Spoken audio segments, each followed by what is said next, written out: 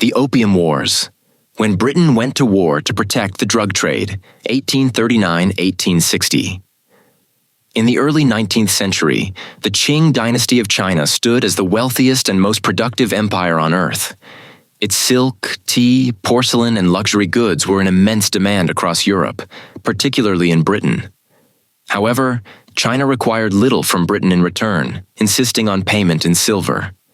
This persistent trade imbalance became a growing concern for the British Empire. Unwilling to continue paying for Chinese goods, Britain sought an alternative means to reverse the flow of silver. The solution emerged from British-controlled India, the large-scale cultivation of opium. Although opium was illegal in China, British merchants, protected by imperial power, began smuggling the drug into Chinese ports. The profits from opium sales were then used to purchase Chinese goods, effectively allowing Britain to acquire tea, silk, and porcelain without direct payment. By the late 1830s, the consequences for China were catastrophic. In 1838, it is estimated that more than 12 million Chinese citizens were addicted to opium. Social order deteriorated rapidly. Families sold children to sustain addiction. Farmers abandoned their fields. Soldiers collapsed in their barracks, and entire villages ceased to function. The drug crisis threatened not only public health but the stability of the Qing state itself. In response, the Daoguang Emperor appointed Commissioner Lin Zexu in 1839 to eradicate the opium trade. Lin took decisive action. He confiscated British-owned opium stockpiles, seizing and destroying more than 20,000 chests of the drug at Human.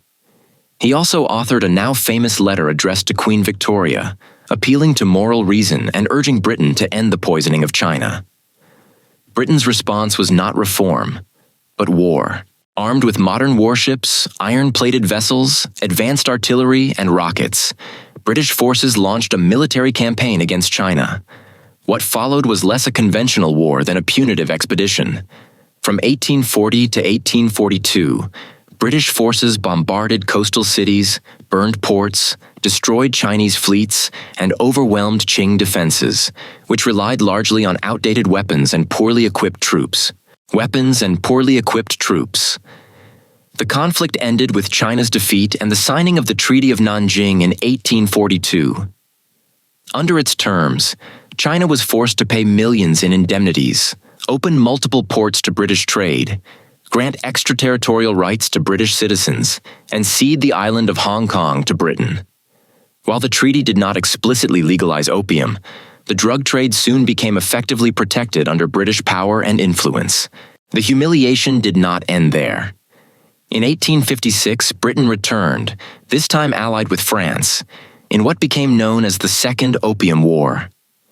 The Allied forces advanced deep into Chinese territory, eventually invading Beijing.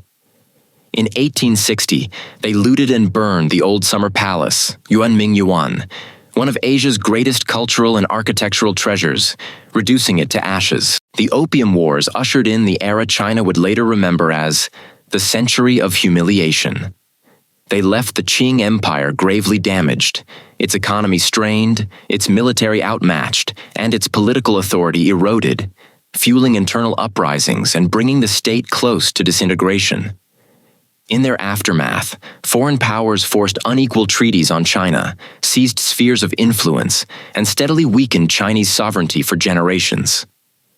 This trail of devastation, marked by addiction, violence, and imperial control, can be traced back to a single motive: Britain's hunger for Chinese tea and its determination to obtain it without paying the price.